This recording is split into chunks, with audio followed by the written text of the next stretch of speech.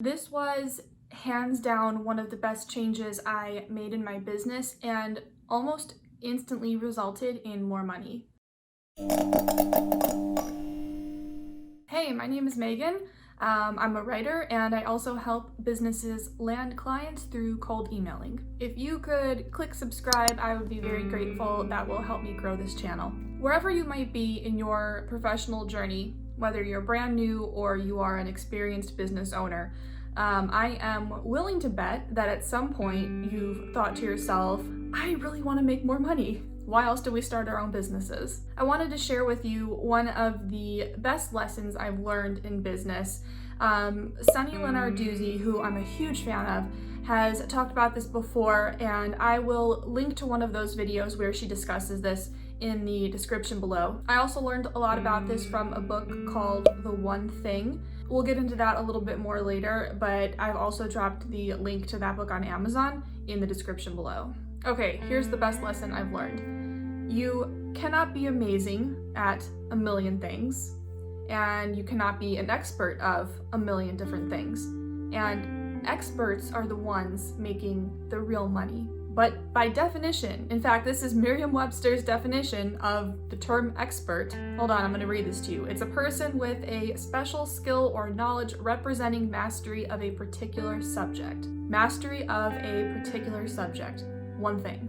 When you try to do everything and you try to be good at everything, you end up getting nothing done because nothing is a priority. So all of this means that if you want the potential for unlimited income, you need to become an expert and you need to be focusing on one thing and mastering one thing. Sunny likes to give the example of Starbucks.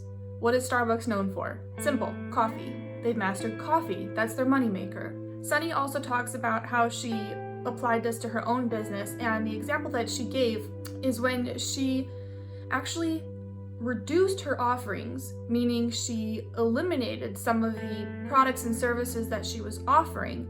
She was selling fewer things, but it allowed her to really focus on the few things she continued to sell, and her revenue saw a huge jump. This isn't a coincidence. These days, she's known as a YouTube expert. If you want to excel on YouTube, you check out Sunny Lenarduzzi. That's what I did. And after following her for a while and becoming a really loyal, dedicated fan, I purchased one of her courses, YouTube for Bosses. And it's really good, it's great information, and it works. So now, anytime I'm talking to a YouTuber or an aspiring YouTuber who really wants to grow their channel, I tell them, oh my God, you gotta go check out this chick, Sunny Lenarduzzi, she's the YouTube expert. I don't tell them, oh, she does this. She does YouTube, and she's really, really good at it. What I learned from her is that you have to remove the clutter, or sometimes she'll refer to it as friction. You remove all the friction from your business and your life. And that brings me to the book I mentioned earlier, The One Thing. It was written by Gary Keller, and I read this a while ago, maybe 3 years ago. And the book encourages you to remove any distractions, anything unnecessary from your business and your life so that you can focus on the one thing. And it also asks you to consider, more specifically what that one thing is. What is the one thing that you could do? And I'm going to read this from the computer because I don't want to screw it up. Such that if you did it, everything else would be easier or unnecessary. Creating the absolute best course I can, providing the absolute best services I can to my clients. So that means becoming obsessed with what I offer people. In creating the cold emailing formula, which is the course that I'm currently going through live with a group of students, my goal this entire time has been deliver the best possible program on cold emailing ever. If I focus on that, if I focus on creating the absolute best course possible, everything else falls into place. Drop me a comment and let me know if you've read this book, The One Thing. It's a really cool book. It's a little lengthy, to be honest. Ironically, for a book called The One Thing, it goes on a little bit longer than I felt it needed to, but it's a good read nonetheless. I know a lot of this might still sound a little nebulous, so I wanted to give you a few more concrete examples of things I messed up in my own business and how I've fixed them over the years just through trial and error and messing up, and also after reading The One Thing years ago and then more recently following and learning from Sunny Lenarduzzi. So I'm a writer. I've been writing since I was a kid. That's what my background is in.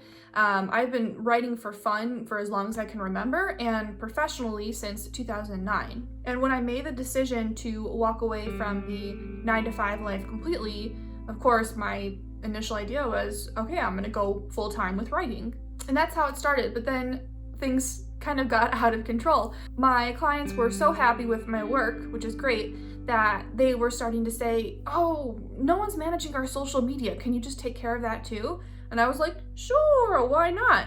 And then it was, oh, we don't have anyone managing our email marketing. Can you do that too? And I was like, sure, why not? There's more money, right? And from there, things really got out of hand. I had the brilliant idea to turn what was a writing business into a full-service digital marketing agency. So this meant that I was offering blogging, social media, email marketing, SEO, graphic design. I'm not a graphic designer, by the way. Also, I kind of indirectly offered videography and editing services because I know videographers and editors. So if I had a client who had those needs, I'd be like, oh, I have someone on my team for that. And I'd hook that up. Mind you, I was a team of one at the time. I hadn't hired anyone to help me. Now, to be very clear, I'm not knocking digital marketing agencies, and I did make more money than I was making previously. But for me, for where I was and what I was doing and where I wanted to go, this idea was not feasible or, reasonable at all. As I said, it wasn't all bad, but there were a few huge problems that would ultimately be the death of my full-service digital marketing agency. For one, I had way more clients than I could handle. Kind of a good problem to have, but it's also a really bad problem, and that brings me to my second big issue with this master plan I had.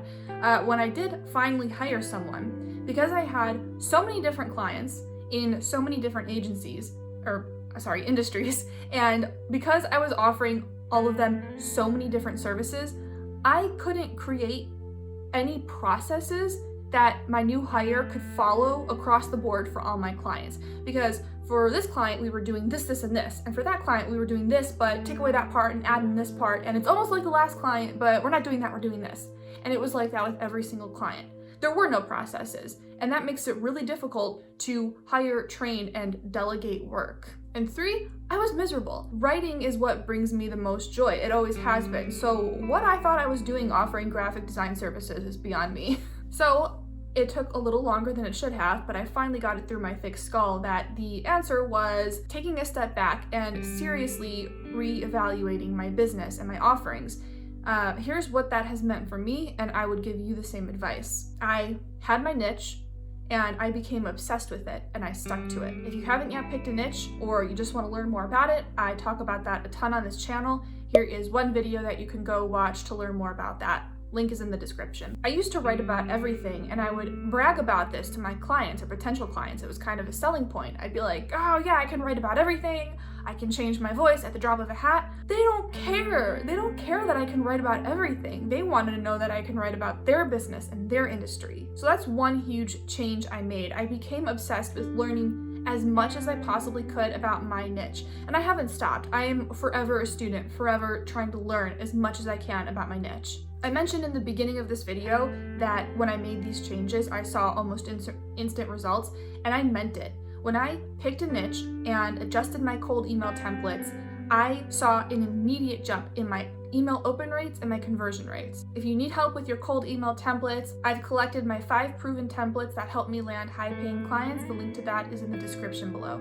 By picking a niche, I am telling my leads, you are telling your leads, no, I don't know everything, but I know your industry and I know it really, really well. And your leads are going to love this. Your niche is going to help you stand out from the sea of professionals out there who all look a lot like you. And it's also going to be the reason that you can charge a lot more because you're an expert, you're a specialist, you're focusing on one thing. Another big change I made was cutting back on my services.